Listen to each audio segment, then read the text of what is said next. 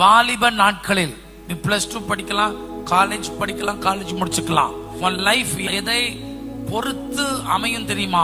உன் தீர்மானத்தை பொறுத்து தான் உன் லைஃப் அமையும். பெரியவங்களுக்கு சொல்றேன், the dedication, decide.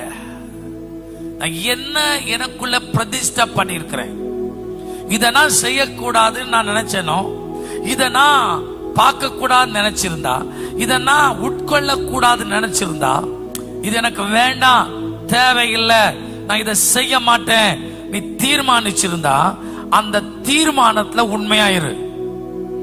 ஆமென்.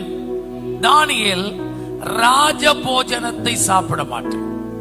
தானியேல் யூத குலத்தை சார்ந்தவன். அவனுக்குள்ளே ஒரு சிறு வயதிலிருந்து ஒரு பொருத்தனம் பண்ணியிருந்தான், நான் இதை சாப்பிடவே மாட்டேன். ஏன் ராஜபோஜனம்? ராஜபோஜனம் இட்ஸ் ரிச் ஃபுட் இல்லையா? அதை சாப்பிட மாட்டேன்னு சொல்ல என்ன காரணம்? ராஜாவுக்கு, பாபிலோன் தேசத்துல ராஜாவுக்கு கொடுப்பதற்கு முன் வீட்டில் சமைத்ததை கொண்டு போய் முதலாவது விக்கிரகங்களுக்கு படைத்து விட்டுதான் திரும்ப ராஜாவுக்கோ மற்றவர்களுக்கு கொடுப்பார்கள்.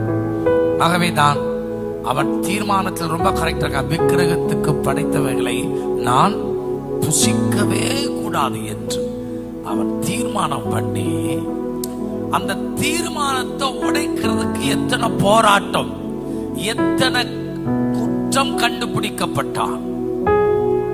ராஜாவே, தானியேல் ஜெபம் பண்ணிட்டே இருக்கான், ரொம்ப ஜெபம் பண்றான், காலையில ஜெபம் பண்றான், மத்தியானம் ஜெபம் பண்றான், ராத்திரி ஜெபம் பண்றான். ராஜாவே, அவன் ஆராதிச்சுட்டே இருக்கான், கையை உயர்த்தி ஆராதிக்கிறான், சத்தமா பாட்டு பாடுறான். என்னதெல்லாம் கம்ப்ளைண்ட் பண்ணி பார்த்தாங்க. ராஜாவே, தங்கத்துல செஞ்ச சிலைய எல்லாரும் வணங்கினாங்க, தானியேல் மட்டும் வரல. அவன் தீர்மானத்தை உடைப்பதற்கு, அவன் தீர்மானத்தை குலைத்து போடுவதற்கு, அவன் தீர்மானத்தை இல்லாமலாக்குவதற்கு எத்தனை போராட்டம். டெம்டேஷன். நான் சொல்றேன், வாலிப தங்கச்சி, தம்பி, ஐயா, நீங்க எடுத்த தீர்மானத்துல நிறைய டெம்டேஷன் வந்தாலும் அந்த டெம்டேஷனை நீ ஜெயிச்சிட்டனா நீ பூரண ஆசீர்வாதத்தை வாழ்க்கையில பாப்பீங்கன்னு கர்த்தர் சொல்றாரு.